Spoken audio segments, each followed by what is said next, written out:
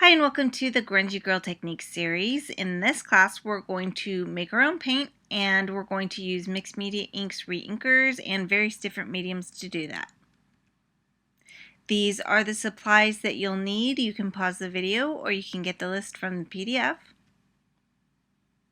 The first part of the class has a video, and in video 1 I show you how to mix the reinker with the various different mediums and what it looks like as you're painting it onto your little practice papers.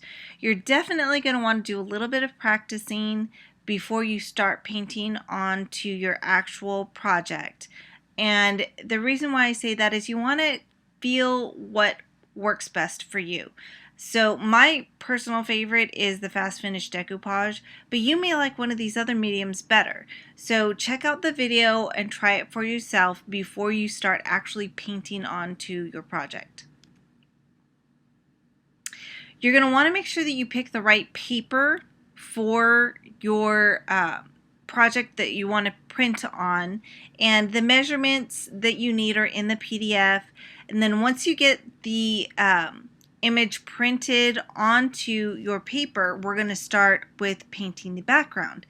I prefer gesso for this. You can use white acrylic paint, but gesso works just a little bit differently with the kind of paint that we're making. So that's just my personal preference. Again, you can try practicing and seeing what you like best.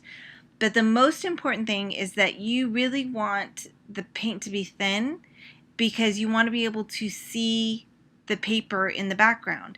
So what I like to do is paint along the edge, and for this one I'm using a flat paintbrush, and I just load the paint on and then go right along the edge, and then I use my fingers to blend out. You don't have to use your fingers, that's just my personal preference. And having this paint thin and uneven is good because we're going to want it to look kind of vintagey, and you'll see later on why this is beneficial. For getting in some of those little detail areas, you can use a small flat brush, or you can use a detail round brush or a liner brush. The paint that you're not going to want to put a whole lot of paint onto your paintbrush because then it may glop on there, and you want to be able to get in between the detailed areas and kind of blend. Again, fingers are optional. You don't have to use your fingers. You can use another dry paintbrush or foam blender, anything that you would like. You can see this particular technique in action on the video. To do the butterflies, we're going to do a little bit of a color wash, and I like fast finish decoupage best for this because it gives you that nice thin wash, but it is a little bit shiny, or it feels like it has a little bit more to it than just watering down a different medium. You can use any of the mediums to do this technique. You would just need to use water with the medium and the reinker to be able to do that, and you can see that on the video as well. I also like to wipe away a little bit of the color. You can see in the bottom right hand photo that I've wiped some of the color away to make those certain areas a little bit lighter than the rest. To do a color wash with the other mediums, you may add water beforehand, or you can even add water right onto your project like you see in that first photo, and then just blend. Again, you can blend with a brush or with your finger, whichever you prefer. You can also do the color wash by adding color inside of your palette first, and that's what I did to the top part of the wing. Then I used the Mod Podge with the Denim Mixed Media Inks reinker for a little bit of blue detail, and you can see I added some to the edges of the wings, and then after I get that color in and kind of blend it until I like it, I was able to go back with a thin detail liner to get more fluid lines to make it look like kind of the veins inside of the butterfly wing. Something else you can do is use the small flat brush and kind of just dab color on and then blend it away with your finger or another brush, and that will also give you a little bit of a different look. For the lettering, you really do need to use a small round detail brush or a liner brush because there is so much detail to this. It doesn't have to be exact, but you want it to be as neat as possible. You don't want the color to be all over the place. In video 3, I do show you detail painting tips, so you can check that out as well. And I like to use the Fast Finish Decoupage as a wash for these, and then you can dab off excess color. I'm actually using the Collage Page with the reinker and water. So in that first picture, the excess liquid that you see there is just water that I had sprayed into the little palette tray. Then I mixed all of the color up and added it on there. The bottom part of the letter ends up being a little bit shiny, and the top part is completely matte because of all the water that we added to it. Then there's some little touches that I added to the butterflies. In video 3, you will see those details that I did add. I used white highlights with Jasmine Mixed Media inks and Fast Finish Decoupage, just kind of added them on, you know, all over the place.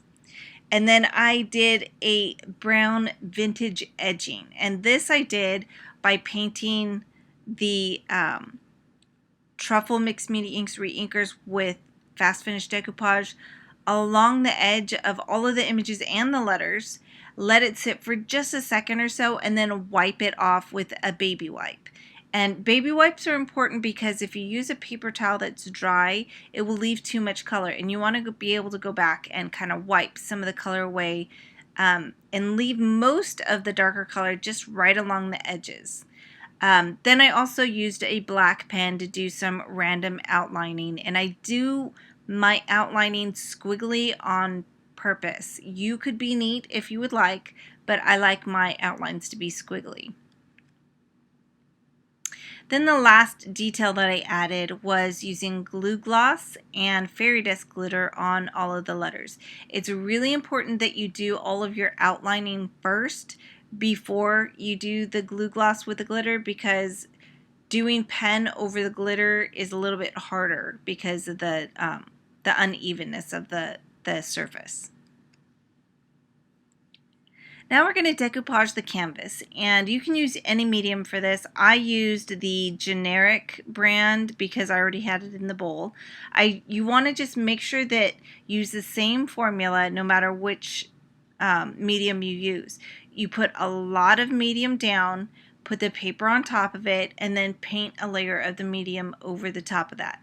You're always going to want to smooth out your bubbles, and then on the corners, when you're going to wrap them around to the edges, because you do paint the medium onto the sides as well, you're going to want to fold those, and it's just kind of the same way you would fold a present on the corners, or a hospital corner on a bed. We're going to have one final decoupage sealer over the top, and again, my preference is Fast Finish Decoupage, mostly because it dries really fast, but it has a nice smooth semi-gloss kind of a finish, and you want to make sure that you cover the entire surface and the sides and then dry it completely. Now we're going to color it, and you're going to want to start by putting a generous amount of water onto your canvas, your decoupaged canvas, and then spritz some smooch spritz onto your canvas. And I only do the sides because the middle's not going to show. It's going to be covered. Then you're going to want it to drip and dry, and you can add a little bit more water or a light color spritz. Like here I used Mixed Berries Smooch Spritz just to make it drip some more.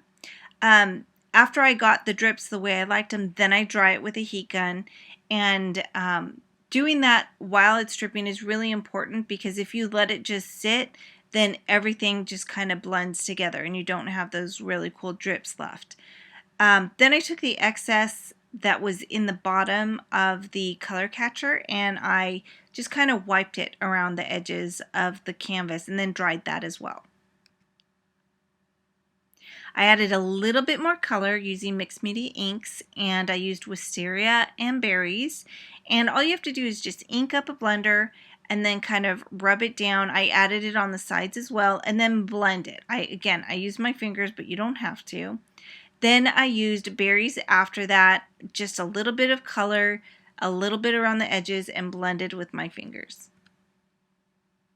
Then I added a tiny bit of truffle, and I used that only on the edges. I didn't really use that on the front very much. So just right around the edges where the corners are. One final seal of the fast finish decoupage over the colored canvas now, and I just kind of dribble it over the top and then use a paintbrush to spread it out. Now you'll see in the second picture where there's that glob of the fast finish decoupage, and then in the last photo you can see that it's kind of white where that big glob is. That's because it took a while from the time I was taking the photo until I started painting. So if you don't want your color to lift, make sure that you get your paint or the fast finish decoupage on and then start blending it really quickly, or use the fast finish decoupage in a bowl and just paint it on that way. That way you won't have as much color lifting up, but I actually like it with the color lifting up. It gives it much more character. Now you're going to tear and roll the edges of your painted paper. And you just have to be really careful, since you are using vintage paper, that it's not very brittle. So when you are rolling, make sure that you're not crumbling your paper, and you can see in the video how to do the rolling. And then I use the paper for placement for where the ribbons are going to go, so I know where to put my glue. So I just lift up that edge, add a line of fabric glue, move the paper, and then I put the top and the bottom of the denim down first, and then just kind of gathered the denim along the side so that it created a ruffle. You can do the same thing with lace or ribbon or whatever it is that you would like to use. You're going to just repeat the same thing on the second side. Again, I put the paper down first to see where the glue went, and then removed it and put the second piece of denim there. Now all you have to do is adhere the paper to the canvas, and I use a lot of foam squares for this because it's going to be on a wall. If this was going into a book, I wouldn't use as many foam squares because it would be protected behind a page protector, but because it's going to be on the wall, and who knows if it'll get bumped around or anything, I put lots of foam squares on because I don't want it to come undone. And here are some of the close-ups. The picture on the top left is the instruction project, and the picture on the bottom right is the class sample. And for this one, again, the picture on the top left is the instruction project, and on the bottom right is the class sample. And this is the last one. The top left is the project for instruction, and the bottom right is the class sample. Now, one difference you'll see here is I left the paper in the top project without inking the edges, but on the bottom one, since it had a lighter background and a white lace, I added some truffle mixed media inks to that, and then just barely tapped the very edge with some Midnight mixed media inks chalks to give it kind of a burnt edge, but to make that edge darker and make it stand out from the background a little bit better. But since the background was dark on the project we did for the class, I left the edges lighter. Thanks so much for taking this class. These are the different places that you can find me on the web, and I hope to see you again in another class.